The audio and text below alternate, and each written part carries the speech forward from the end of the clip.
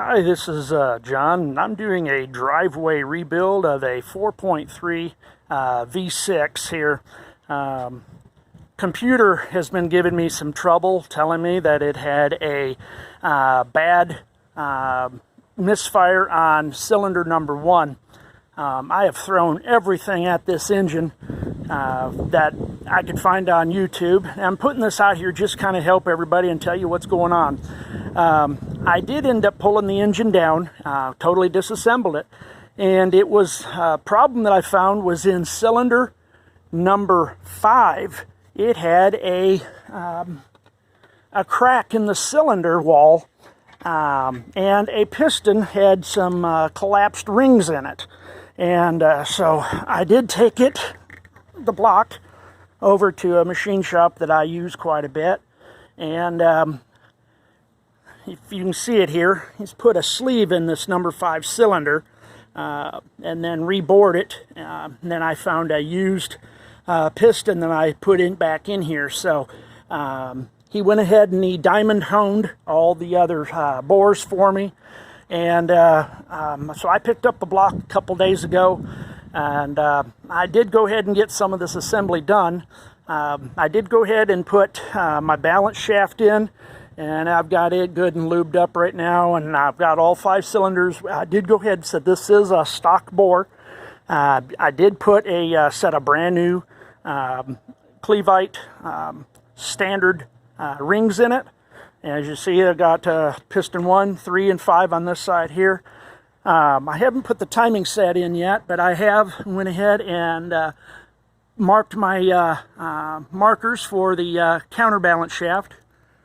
And you can see the diamond did not hone, didn't completely clean, but it's pretty darn close for who it's for. And for what it's for, it's just for a second vehicle for us. It's just something to kind of have around. So this is kind of the older vehicle that I have right now, but as you see, 2, 4, and 6 is on this side.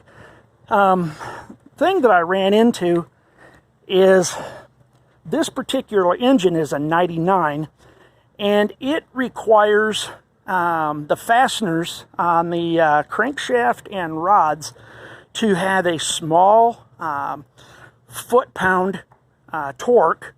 The mains were only set for 15 foot-pounds, and I went to O'Reilly and bought this little gadget that's supposed to use along with just a pry bar type to do your the value of your angle. And it was such a ridiculous little tool that just had a meter, and you're supposed to be able to bring it around to however many degrees. So the mains, they torqued at 15 foot-pounds, which is barely, it's just a small amount. And so I had no problem with those. But then I ran into this trying to get the angle, and it requires a 75 degrees after that. Well, I've already done the mains just to try out my new torque wrench. I took back that lousy thing that little meter gauge that I bought from O'Reilly, and it was only like 15 bucks, but I was so aggravated trying to do it that I didn't trust myself. So I went ahead and loosened everything back up, and I got online and I come across this Quinn. This is offered by Harbor Freight. It is a digital torque wrench. I did go ahead and go with a 1/2 inch since I already have a standard 3/8 and I have even a 1/4 inch standard.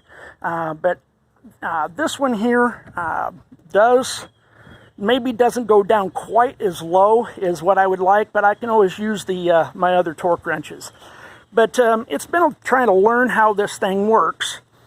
And first of all, you power it on. They say that you should keep it fairly level when setting it.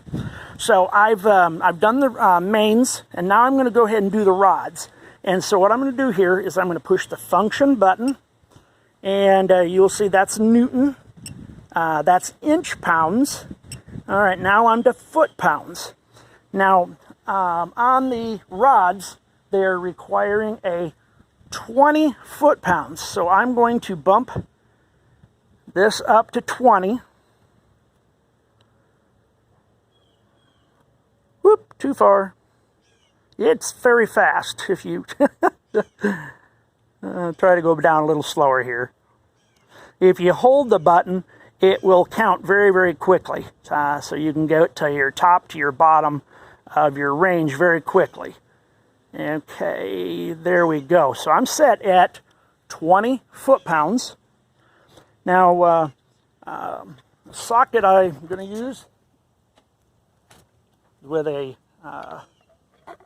9/16, and because the rods, I couldn't get the 1/2-inch drive socket to fit onto the rod bolts, so I'm using an adapter. So we're going to place that on. Okay. Now I did loosen them. I didn't want to. I wanted to start fresh with this new torque wrench. All right. It is starting to torque. So I'm going to go up here, and as you see, and I'm going to go on up. Okay, so it's starting to warn me that I'm getting close to that 20 foot-pounds. And boy, there it is. Whoa, I went 1/10 over. I don't think that'll affect it. Now, this is the big thing that I think a lot of people have been finding, that they trying to figure out this Quinn. Once you do that, you have to push the power button to start over.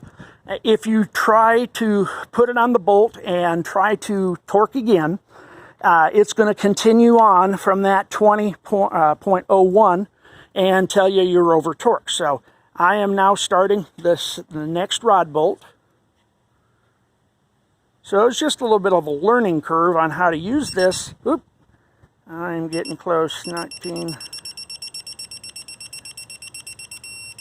Ooh, see how easy it is to go over?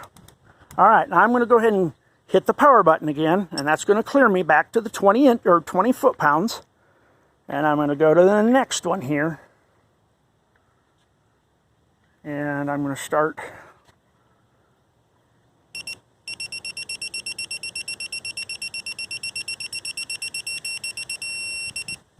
So there you go again. And I'm going to come to the next the other rod cap here. I'm going to hit the power button to reset. And that one's kind of loose, so. All right, now I'm starting to count up.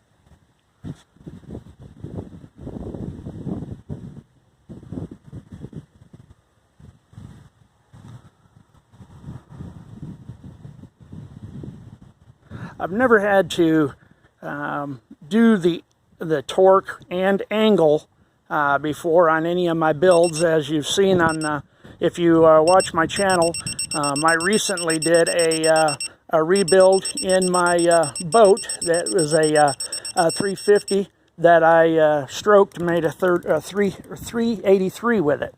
So I will pause this one here, and I'll finish up these rods, and then I want to go in and show you how to do the angle part of this.